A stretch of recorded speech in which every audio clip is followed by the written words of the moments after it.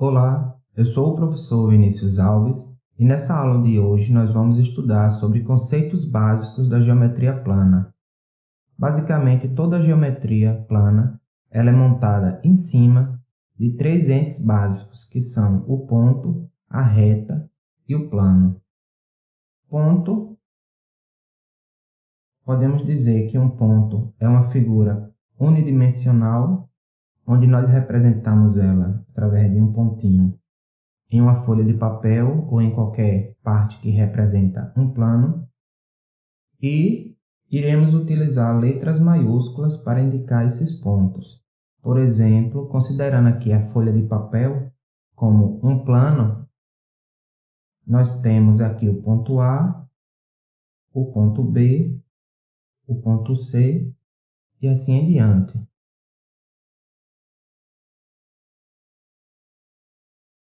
Já a reta, nós dizemos que a reta é um segmento formado de infinitos pontos que seguem duas direções. Nesse caso aqui, elas são representadas por letras minúsculas do nosso alfabeto. Por exemplo, aqui temos a reta R. Como a reta é infinita nas duas direções, nós colocamos apenas a setinha para indicar que ela continua em um sentido e em outro contrário. Cada parte da reta aqui é formada de um ponto, então podemos ter pontos aqui na reta e podemos ter também pontos fora da reta. Além disso, tanto os pontos quanto as retas aqui, elas estão inseridas em uma região que nós chamamos de plano. Então podemos dizer que o plano é um conjunto dos infinitos pontos. O plano ele pode ser representado dessa forma, onde utilizamos para indicar cada um dos planos, utilizamos a letra minúscula do alfabeto grego. Por exemplo, aqui seria o plano alfa, lembrando que o plano ele é infinito em todas as direções. Aqui ele prossegue acima, abaixo, à esquerda, à direita. E também podem ter inserido nele pontos e também retas inseridas nesse plano. Aqui, por exemplo, no plano alfa, dizemos que no plano alfa temos o ponto A, o ponto B, que pertencem a esse plano, e também a reta S, que está inserida nesse plano. Nesse caso, para indicar que um ponto pertence ou não, nós utilizamos a notação de conjunto. Por exemplo, aqui nós dizemos que A não pertence à reta S, B aqui também não pertence à reta S, mas o ponto C, ele pertence à reta S. Como S é um conjunto de infinitos pontos, nós dizemos então que S está contido no plano alfa. Então, de ponto para reta, utilizamos a notação de pertence ou não pertence, ou seja, de pertinência. De ponto para plano, também podemos utilizar a mesma notação.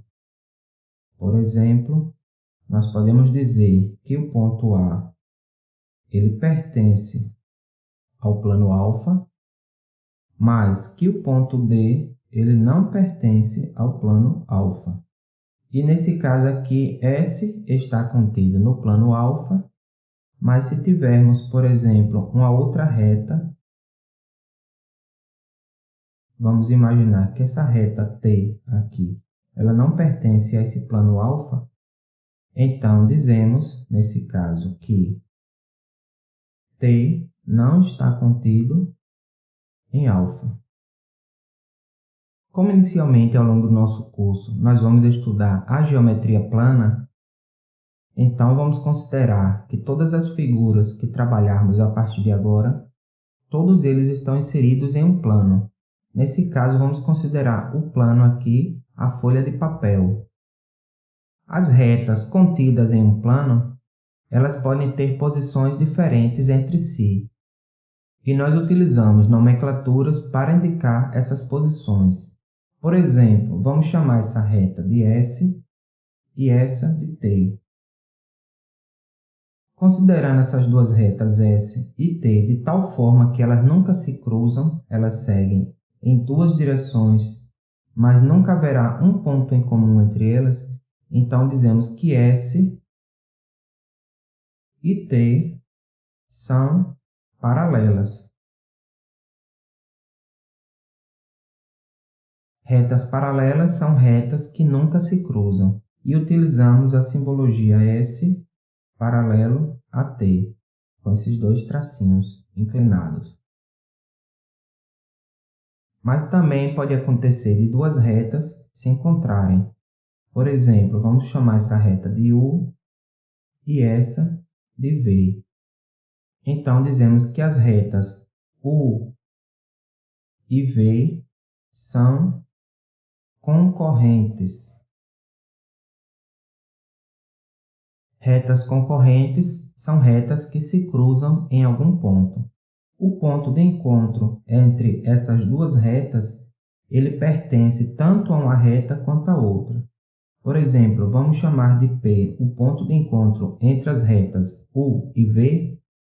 Dizemos então que P pertence a U e também que P pertence a V. Portanto, concluímos que P pertencente às duas retas, dizemos que U inter V é igual a P, ou seja, a intersecção entre as duas retas é o ponto P. Duas retas concorrentes, elas podem concorrer em posições variadas. Por exemplo, aqui, aqui, e assim vai. São infinitas possibilidades o ângulo entre essas duas retas. Mas há um especial. Duas retas concorrentes que se cruzam de tal forma que elas formam uma cruz, formando entre si um ângulo reto, que nós chamamos ângulo de 90 graus, dizemos que essas retas são perpendiculares. Resumindo, duas retas que não se cruzam são chamadas de retas paralelas. Duas retas que se cruzam são chamadas de retas concorrentes. E quando essas duas retas se cruzam formando um ângulo de 90 graus, então dizemos que elas são concorrentes perpendiculares. Se nós considerarmos uma reta R em um plano, sabemos que essa reta R ela é infinita nas duas direções. Se nós pegarmos um ponto qualquer, por exemplo, o ponto O aqui, considerarmos antes de O um ponto A e depois de O um ponto B, e depois cortarmos essa reta, imagine que nós pegamos uma tesoura e cortamos essa reta, então nós vamos ter duas partes. Essa parte que vai de O e segue infinito passando por B, e a outra parte que começa em O e segue infinito passando por A. Essas partes que representam pedaços da reta são chamados de semi-reta. Ou seja, semi-reta é uma parte de uma reta que possui início, mas não possui fim. E nós representamos essas semi-retas com um traço com a seta em cima. Podemos ter também a seguinte situação. Nós podemos pegar uma reta, ou até mesmo uma semi-reta. Por exemplo, se tivermos uma semi-reta S, e nós pegarmos dois pontos nessa semi-reta, vamos chamar esse ponto de A e esse ponto de B, e agora cortarmos essa reta nesses dois pontos, o ponto em A, cortarmos em B, nós vamos ter apenas um pedaço dessa reta, apenas essa parte aqui. Ou seja, temos dois pontos, um ponto A, um ponto B, e todos os infinitos pontos entre A e B. Nesse caso, dizemos que nós temos um segmento de reta, ou seja, um segmento de reta é uma parte da reta que tem início e fim, apenas um pedaço da reta.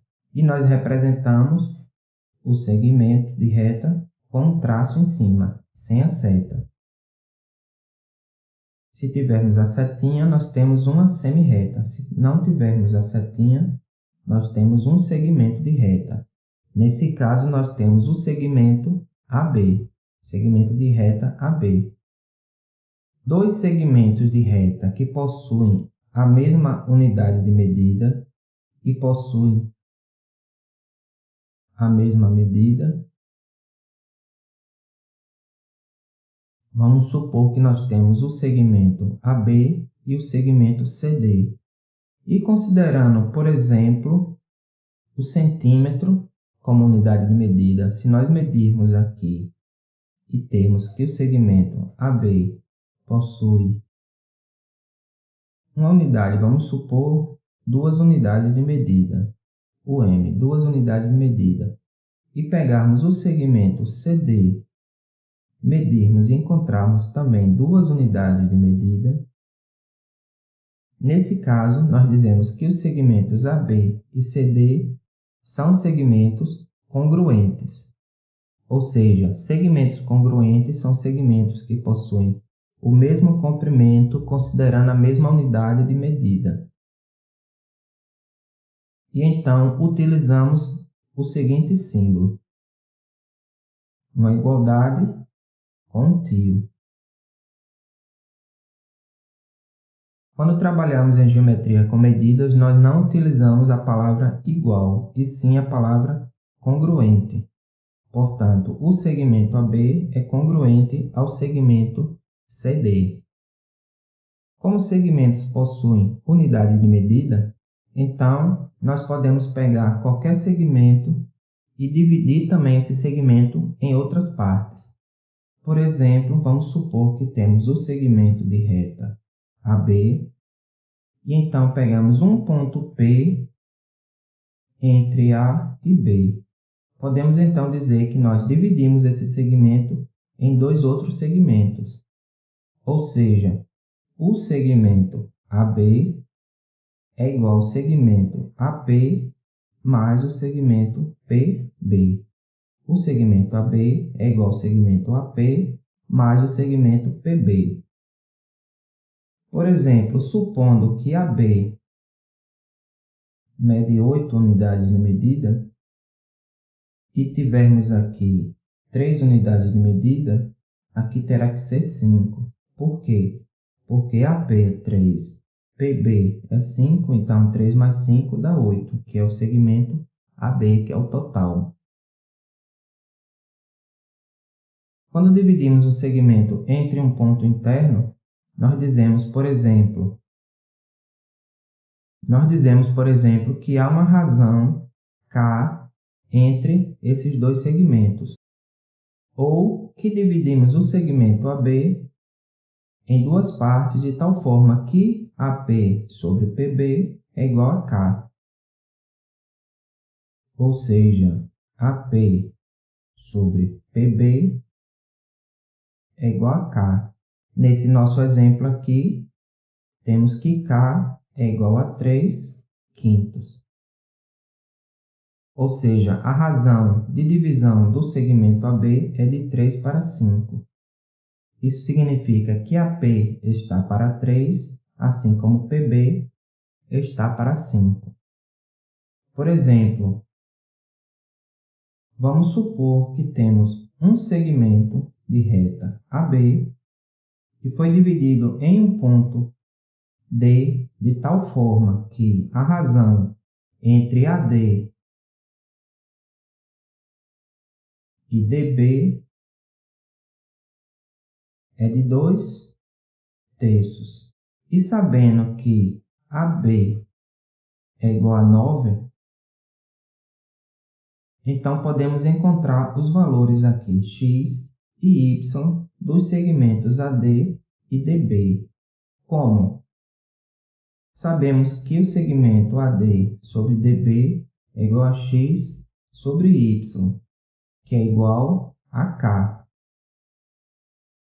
Só que x sobre y é igual a 2 sobre 3, que é a constante de proporcionalidade entre os dois segmentos. Então, sabendo disso, nós podemos resolver encontrando o valor de x e y. Observem.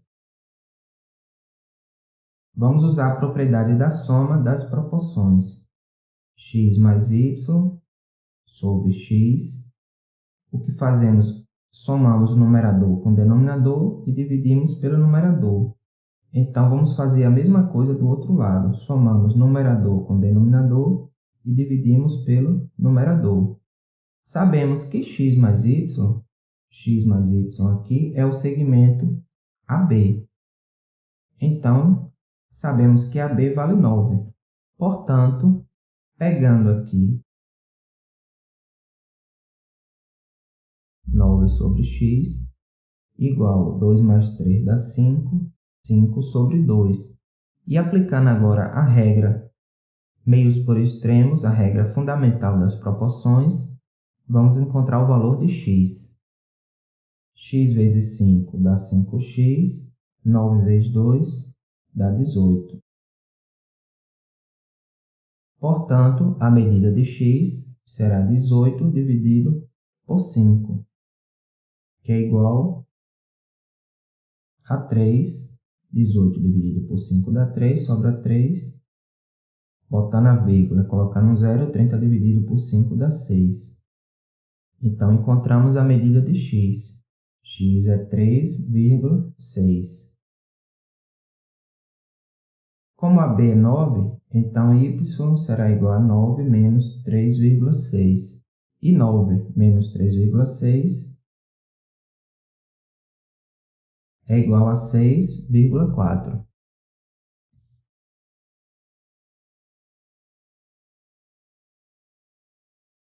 Portanto, y aqui 5,4. 5,4 mais 3,6 dá 9. Agora temos também o conceito de ponto médio de um segmento. O que seria? O ponto médio de um segmento é o ponto que divide esse segmento no meio, ou seja, divide em duas partes congruentes. Nesse caso, dizemos que CM sobre MD é igual a 1. Por quê? Porque CM é congruente a MD. Essa é a base do ponto médio. O ponto médio vai pegar o segmento e vai dividir ele em duas partes congruentes, ou seja, vai dividir o segmento no meio.